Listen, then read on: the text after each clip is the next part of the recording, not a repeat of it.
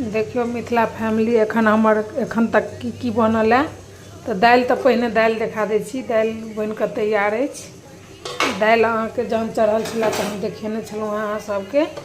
तो दालि देखियो कते सुंदर बनि कऽ तैयार अछि। मौसरीके दालि ठीक छै। आर एहिमे आलू भुजिया आर एहिमे एखन लोहिएमे अछि अथी बैगन मुनगा आलूके सब्जी धनिया पत्ता ऊपरसँ दऽ देलहुँ हँ। देखियौ कतेक सुन्दर लगै छै।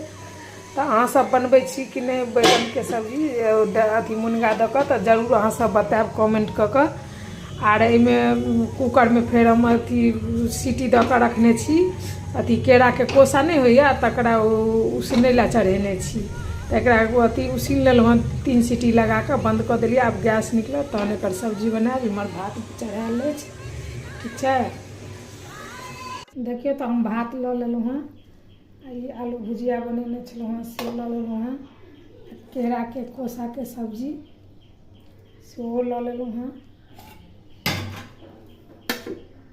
ई बैगनके आ मुनगाके सब्जी बनेने छलहुँ हँ। दालि लऽ लै छी।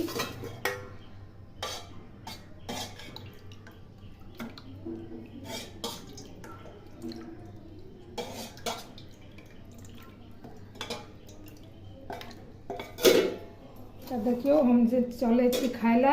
ई खाना आइ के हमर केहन लागल तो कमेंट कऽ के जरूर बताएब ठीक छै। तो हम चलूँ खाए ला।